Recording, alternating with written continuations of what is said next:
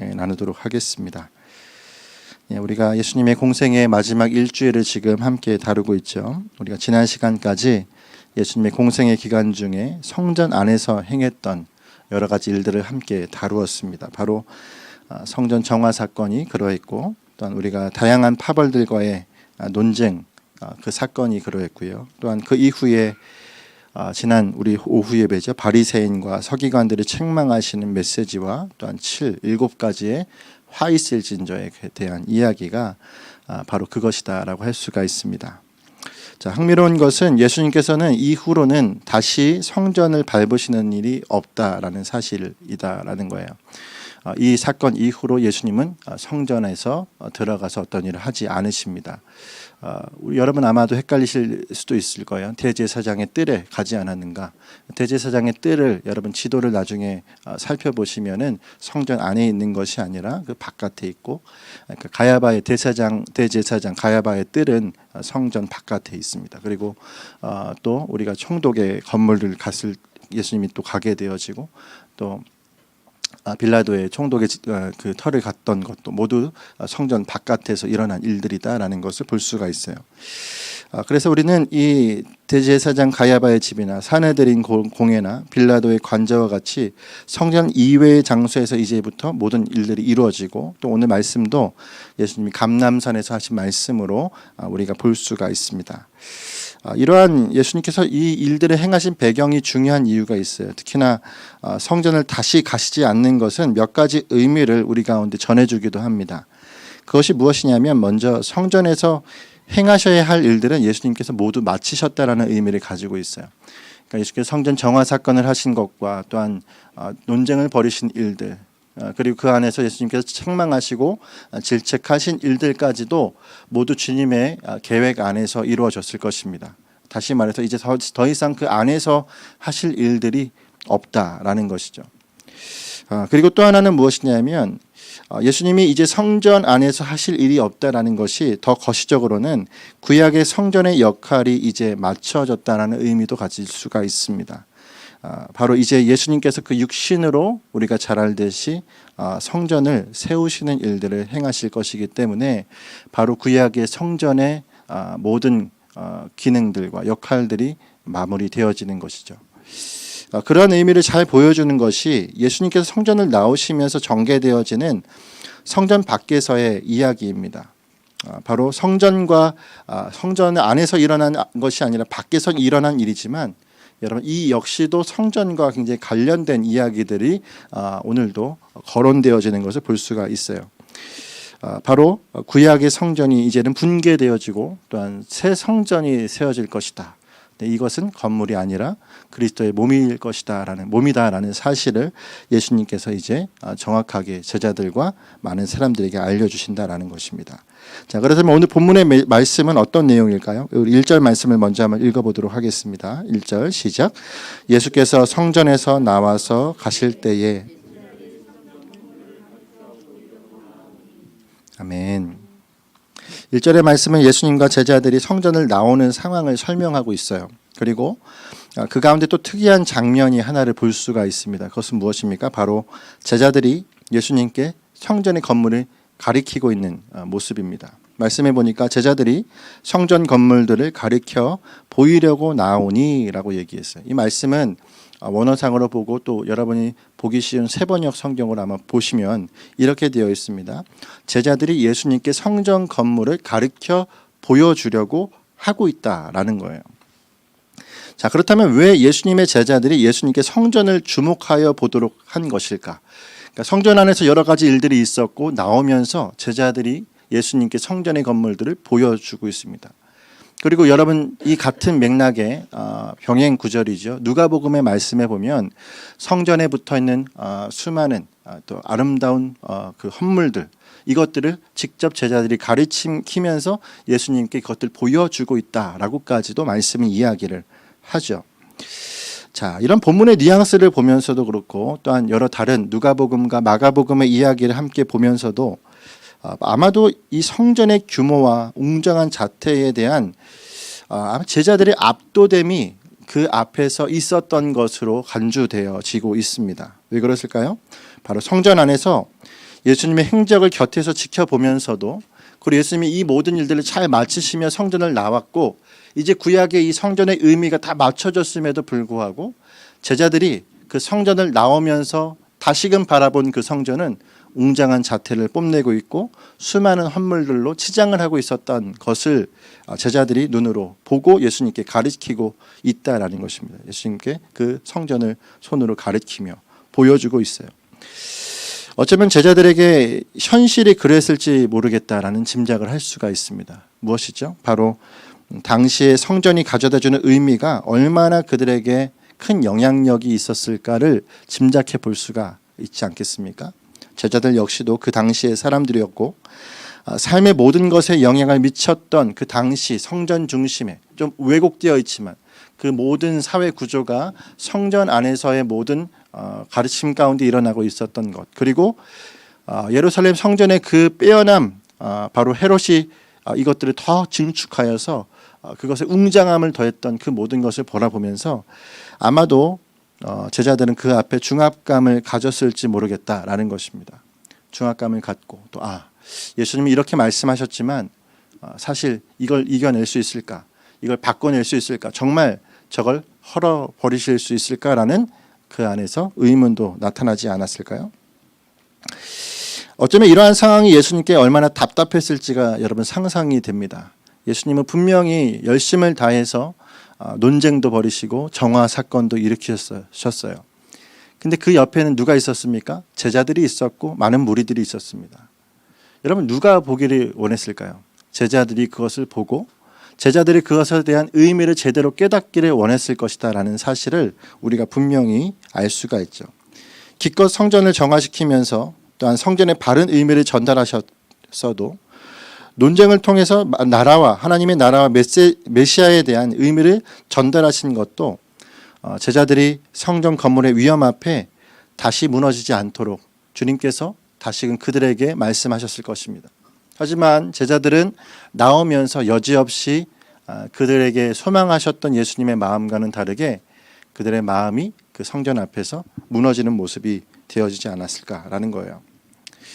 어쩌면 이것이 제자들의 수준이다라는 것입니다. 그러나 예수님은 이러한 제자들의 모습을 다시금 교정해 주시고 있습니다. 그러니까 제자들이 무너질 것을 예수님께서도 아셨겠죠.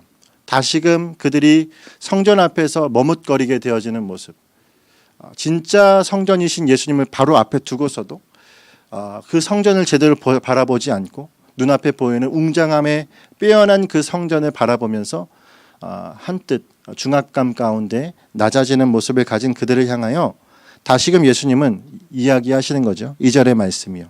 한번 읽어볼까요? 시작. 대답하여 이르시되 너희가 이 모든 것을 보지 못하느냐? 내가 진실로 너희에게 이르노니 돌 하나도 돌 위에 남지 않고 다 무너뜨려지리라.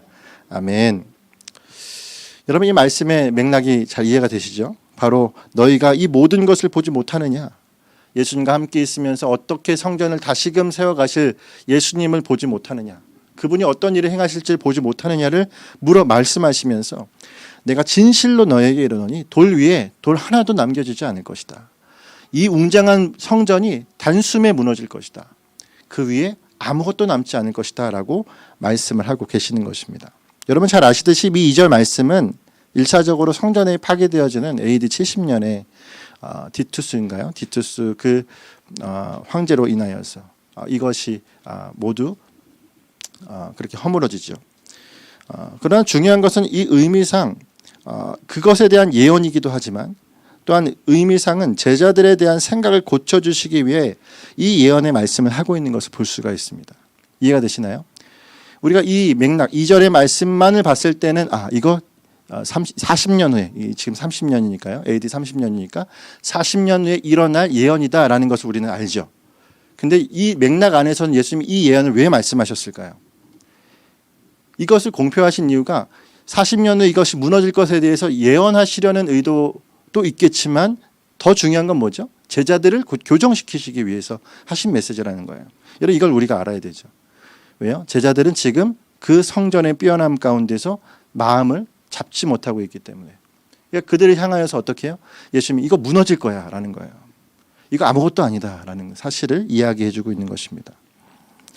바로 제자들의 마음과 행동을 붙들고 있는 유대교적 마인드, 어떻게 보면 성전 중심으로 그 위력 앞에서 아무것도 하지 못하는 그들의 모습들을 무너뜨리는 그 예수님의 의미가 담겨져 있는 것이 바로 이 2절의 말씀이다라는 사실입니다.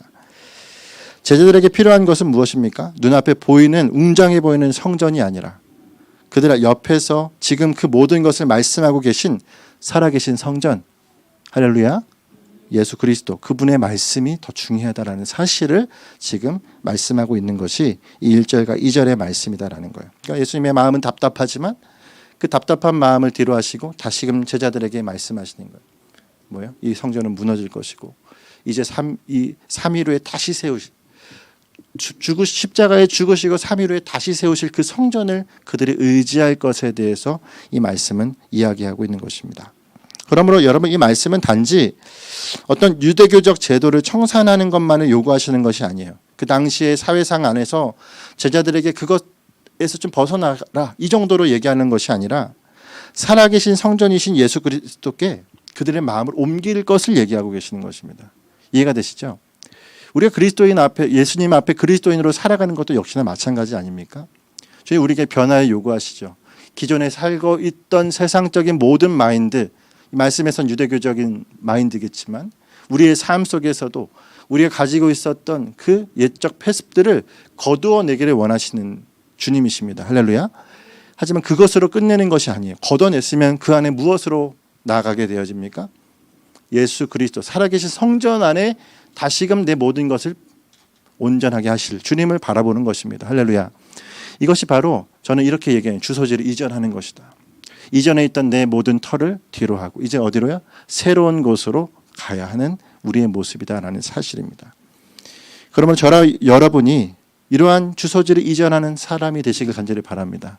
옛적에 있었던 모든 삶의 자리를 뒤로하고 그때의 마인드와 그때의 생활 습관을 뒤로하고 우리는 이제 그리스도가 내 안에 생명이시고 살아계신 성전을 내 안에 모시고 살아가는 자들이다라는 사실을 기억해야 할 것입니다. 무너질 성전을 붙들고 있는 것이 아니라 살아계셔서 지금도 내게 말씀하시는 성전, 그 성전이 오늘도 주님께서 우리에게 말씀하고 계심을 여러분 기억하시길 간절히 바랍니다. 제가 이제 거제도를 지금 갔다 왔잖아요. 12시에 출발했는데 7시에 도착했습니다. 원래 5시에 도착할 것으로 예상이 됐는데 밥을 좀 먹고 가야겠다 했는데 비가 갑자기 더 와가지고 7시 막 15분 도착 이렇게 되어 있는 거 쩔쩔매다가 막 기도하면서 다시 7시에 도착이 되어져서 불이 나게 또 옷을 갈아입고 예배로 나왔습니다. 그 거제도를 제가 가서 한 가정을 만났습니다. 가정을 이전에도 같이 여러분 잘 아실지 모르겠지만 가끔씩 제가 멀리서도 우리 교회를 위해서 기도하는 성도가 계십니다라고 얘기했을 거예요. 그 성도가 거제도에 사시는 그 가정이신데 늘 기도로 함께 기도 제목을 나누는 그런 가정으로 있다가 한 번쯤 뵙고 또 신세진 것이 있어서 또 그분들에게 또 귀한 시간들을 좀 함께 나눴으면 좋겠다 해서 이번에 짧게 한 6시간, 5시간 그렇게 만남을 가졌어요.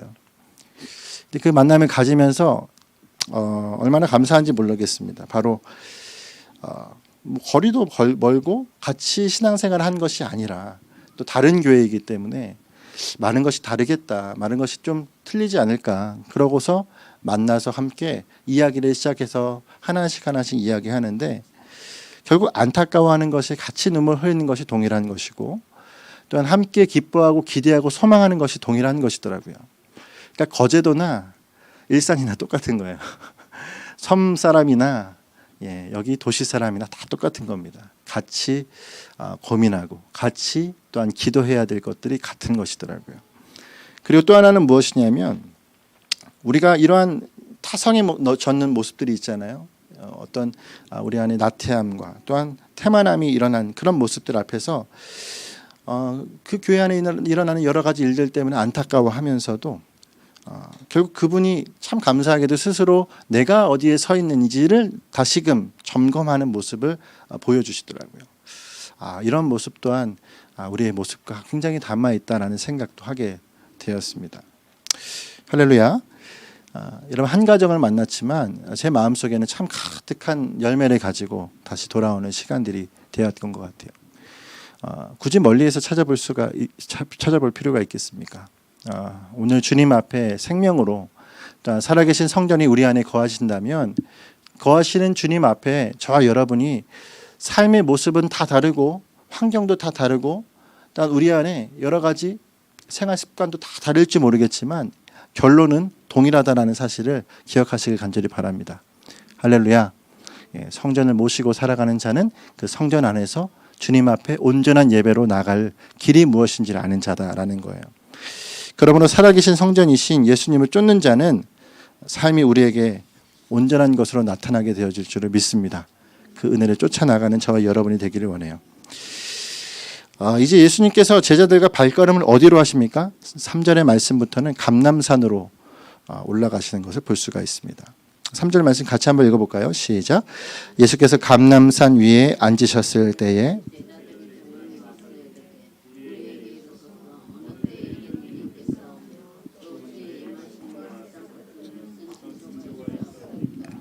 아멘. 3절의 말씀에서 제자들은 다시금, 그러니까 이제 이동을 하면서 성전 앞에서 나눴던 1, 2절의 말씀이 3절에서 어디로요? 감람산 위에서 다시 재차 예수님께 질문되어지는 상황인 것을 여러분 기억해 보십시오. 여러분 왜 예수님 앞에 다시금 이 질문을 했을까요? 왜냐하면 감람산에서 바라봤을 때에 성전이 정말 잘 보입니다. 감람산 위에서 성전을 바라보면 성전이 그 당시 그 아름다웠던 성전의 모습이 아주 여지없이 다 보이게 되어져요. 제자들은 다시금 궁금하지 않겠습니까? 그 성전을 바라보면서 예수님께서 아까 했었던 그 말씀, 성전의 돌이 모두 무너지겠다. 근데 제자들은 그 질문뿐만 아니라 말씀에서 두 가지의 질문을 더하고 있는 것을 볼 수가 있어요. 뭐죠? 주의 임하심과 세상 끝에는 무슨 징조가 있사오리까? 라는 질문을 더 하고 있습니다. 아마도 이 제자들의 이 질문이 왜 이렇게 나왔을지는 우리가 짐작할 수가 있어요. 왜냐하면 그 당시에는 성전이 무너지는 것과 예수님이 임하심과 세상의 끝이 구분되어지지 아니하는, 제자들은 아마 같이 생각했을 겁니다. 이 모든 것이 비슷한 시기에 이루어질 것이다 라고 생각했을 거예요. 여러분 잘 알듯이 성전은 AD 70년에 무너졌어요. 근데 여러분 주님의 임하심과 세상의 끝은 아직 오지 않았습니다. 그 당시에 제자들은 그것이 바로 거의 연이어 오든 같이 동시에 일어날 것으로 생각했지만 예수님은 뭐예요? 그것을 어떠한 시기인지 또한 그 일이 모든 것에 대해서 대중을 아시는 그분께서 이 모든 것에 대해서 얘기를 하시지만 시기를 발설하지 않으시는 모습을 이 말씀에서 보게 되어지는 거예요. 우리가 잘 아는 말씀처럼 예수님은 아버지 외에는 그때가 언제인지를 발설하지 않으십니다. 여러분 다시 말하면 예수님께는 그 권한을 주시지 않았다라는 거예요. 그러니까 질서상 그렇게 하시지 않는 것이죠. 그분이 모든 것 안에서 아심을 모르실 수 없지만 모든 것을 질서 안에서 주님께서 다뤄가시는 모습입니다. 자, 그러면 여기서 우리가 궁금증이 있습니다. 왜 예수님께서는 제자들이 이렇게 어떠한 시기에 나타날지, 동시적으로 나타날지 연이어 나타날지 모르는 이 질문을 했을 때 예수님은 성전이 무너지는 일들과 함께 바로 다시 오심과 또한 세상의 끝날에 대한 징조를 왜 아무런 구분 없이 이야기하셨을까라는 거예요. 조금이라도 좀 구분을 시켜주시면 좋았을 텐데 그렇지 않고 왜 구분 없이 이야기했을까요? 그것은 예수님께서 어떤 근시안적인 모습을 가지고 계셔서가 아니죠. 예수님께서는 성전에 무너지는 일도 세상의 끝의 징조도 아시는 예수님이십니다. 할렐루야. 다만 예수님은 역시 그 끝이 언제인지 아버지만 아시기 때문에 질서를 따라서 말씀하지 않았을 뿐이고 그분의 대답은 정확하게 그들이 한 질문에 정확하게 부합한 것으로 대답하고 계시는 것을 볼 수가 있는 거예요. 그러니까 제자들이 뭐라고 질문했죠? 그때 징조가 무엇입니까? 끝의 징조가 무엇입니까? 얘기했을 때 그 징조가 무엇인지를 정확하게 얘기해 주시는 거예요. 그러니까 시기는 말씀하지 않으시고 징조는 말씀하십니다. 자, 그렇다면 예수님의 이러한 대답에 부합한 그 징조는 어떤 것이겠습니까?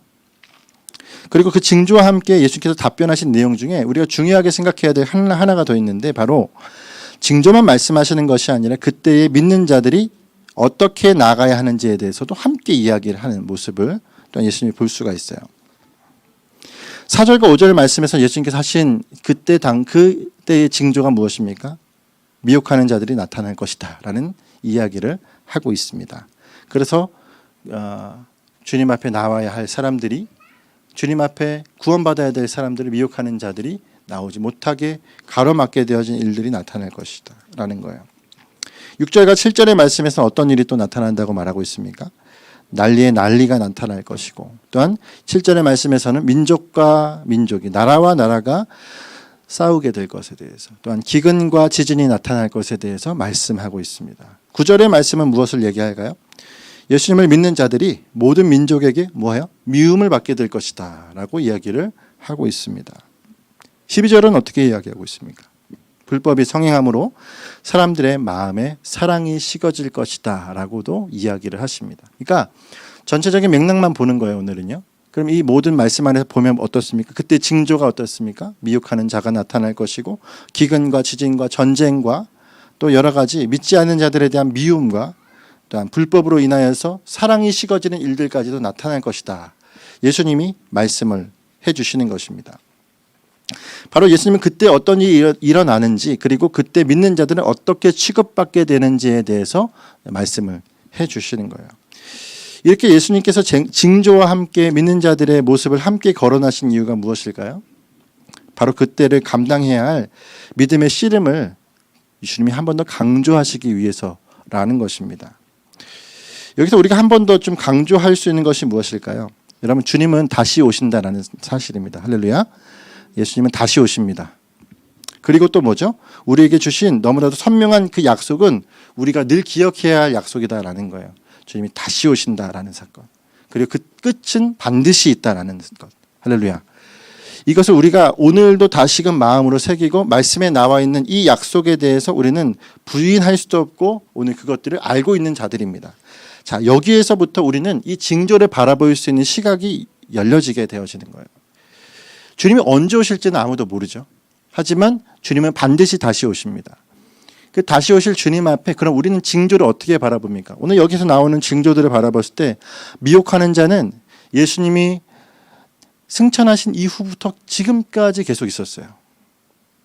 전쟁은요, 민족과 민족이, 또한 기근과 지진은요, 그때부터 지금까지 계속 있었습니다. 그리고 그리스도를 쫓는 자들의 미워하는 미움은 어떻습니까? 그때부터 지금까지 계속 있었습니다. 그리고 사랑이 식어지면요, 교회들이 계속 주님 앞에 분투하여 나가지만 그러하지 못하는 사랑이 식어짐은 이 믿지 않는 자, 이 불법을 성행함에 따라서 점점 더 식어지는 모습, 부흥도 일어나지만 다시 메마르고 식어지는 모습이 계속 지금까지 이어지고 있는 것을 볼 수가 있어요. 징조를 그럼 왜 주셨을까요? 여러분, 이 식어짐, 이 모든 환난, 이것은 우리 가운데 지금까지도 계속 있지만, 여러분, 주님이 다시 오실 날을 우리는 알 수 없지만 다시 오신다는 확신 앞에서 오늘도 징조를 바라보고 내 삶을 다시금 점검하라고 말씀하시는 것입니다. 할렐루야. 지진도 일어나고 전쟁도 일어나고 때가 점점 다가오는 것 같은 그 내 마음 가운데 주님 다시 오심을 다시금 깨닫게 하시는 이 모든 일들 앞에 저와 여러분이 어떻게 해요? 다시금 이 일들을 바라보며 주님의 때가 얼마 남지 않았구나를 기억하고 다시금 옷깃을 여미는 자세로 나가야 한다는 것을 알려주시기 위한 거예요. 오늘 말씀의 제목이 징조를 알려주신 의도가 무엇이냐.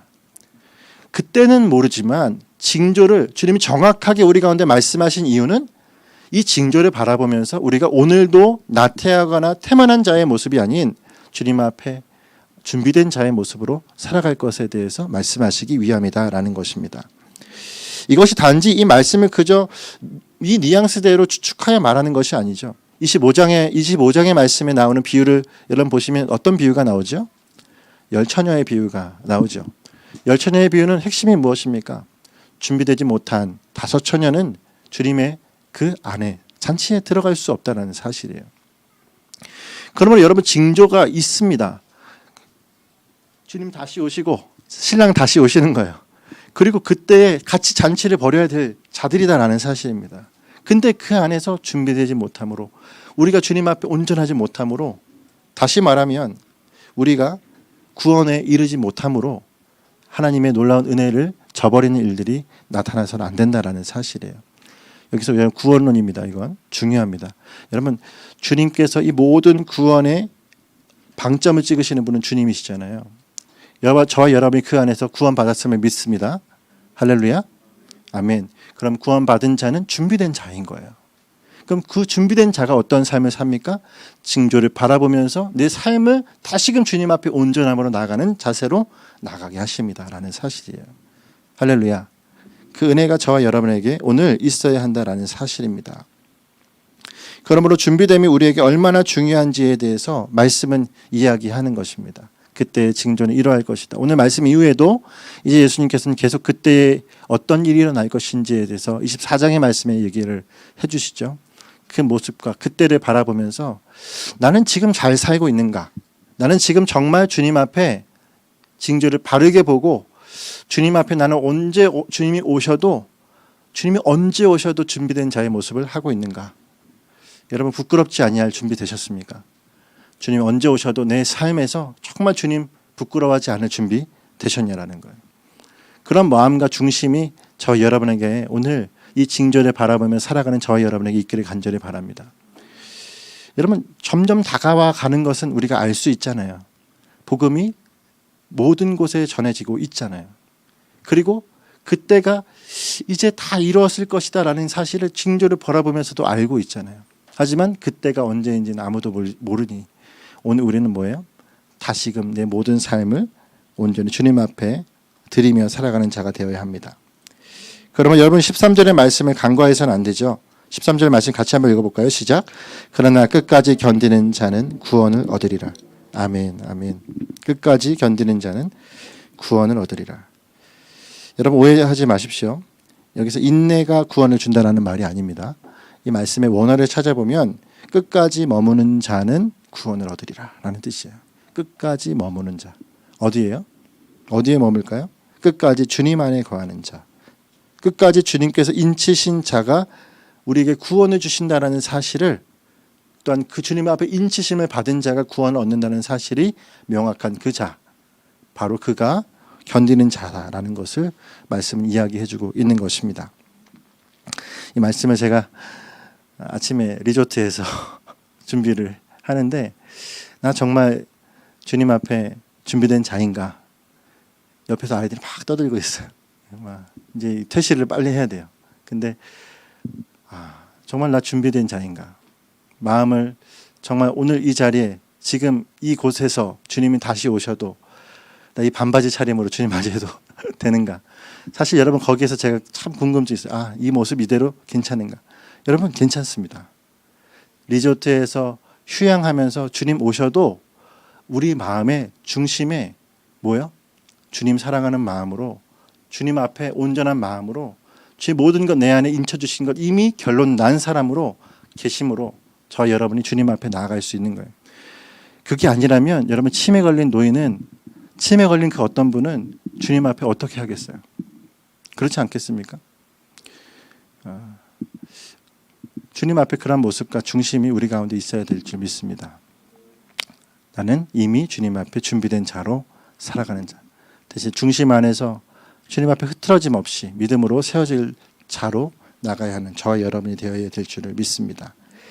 주의 마지막으로 14절의 말씀에서 우리가 그럼 어떤 일을 행해야 할지에 대해서도 말씀을 하는 것을 볼 수가 있어요. 14절 같이 한번 읽어볼까요? 시작. 이 천국 복음이 모든 민족에게 증거되기 위하여 아멘, 아멘. 여러분 우리가 어떤 자로 서야겠습니까? 천국 복음이 모든 민족에게 증거되기 위하여 온 세상에 전파되리니 그때야 끝이 오리라. 이 말씀에 따라서라면 주님 다시 오지 않으셨잖아요. 그러면 언제 우리는 전하는 자야라는 사실이에요. 천국 복음이 끝까지 전달될 그때를 바라보면서 주님 앞에 준비된 모습은 복음을 전하는 자로 서는 것입니다. 오실 길을 예비하는 자가 되는 것입니다. 주님 다시 오실 그때에 우리 정말 준비됐는지를 다시 한번 보기 위해서는 내가 내 있는 그 자리, 내 땅끝, 여러분의 가정과 우리가 있는 모든 영역에서 하나님을 증거하고 영광 올려드리는 삶을 살고 있는지 정말 천국 복음을 내 있는 그 자리에서 전하고 있는지를 생각해 보시며 정말 주님의 마음을 증거하는 저와 여러분이 되었으면 좋겠습니다. 제가 아는 한 강도사님이 계신데 참 평소에 봤을 때는 참 개구진 모습도 하고 계시고 그래서 이분 바라보면 참 재밌어요. 근데 신앙을 향한 그 뜨거움은 참 제가 늘 본받고 싶습니다. 편의점을 알바를 하셔요. 사역도 하시면서 알바를 하셔요. 근데 편의점에 주인한테 양해를 구하고 성경책을 이만큼 갖다 놓는 거예요. 갖다 놓고 오시는 사람마다 이 성경책 편의점에서 성경책도 팔아요? 이렇게 물어보는. 이건 제가 사역자인데 여기서 갖다 놨습니다. 하나씩 가서 읽어보십시오. 그러면서 어떤 분은 술을 많이 만취하신 분이 오셔서 성경과 같이 해서 대화도 하시는 경우도 있고 어떤 분은 부부가 옆에 있는 호텔에서 어떤 일을 하기 위해서 잠깐 들렸다가 성경책 보고 그분과 대화를 하는 경우도 있고 어떻게 보면 세상의 가장 그 중심부에서 성경을 가지고 말씀으로 이 일들을 하는 그분의 모습이 어찌 보면은 의아할 수도 있겠지만 어찌 보면은 참 귀한 모습이다라는 생각이 들어요. 왜냐하면 복음의 최전선에서 하나님의 일하심을 바라보며 기대하며 달려가는 그 모습이 제 안에 참 아름다운 모습으로 마음으로 그렇게 다가왔습니다. 여러분 제가 또한 여러분이 있는 그 자리가 정말 주님 앞에 복된 자리가 되기를 원합니다. 네, 우리 있는 그 자리에 말씀이 전해지고 또한 주님으로 향하는 고백이 나타나고 또한 나 혼자 사는 것이 아니라 저 지나가는 저 한 영혼도 사랑할 수 있는 마음으로 그들에게 무언가 지어줄 수 있는 그 따뜻함이 우리 안에 있을 때에 하나님의 백성으로서의 모습과 마음이 세워질 줄을 믿습니다. 우리에게 이러한 부끄럽지 아니하는 하나님의 사람으로서의 증거함이 나타나는 저와 여러분이 되시기를 간절히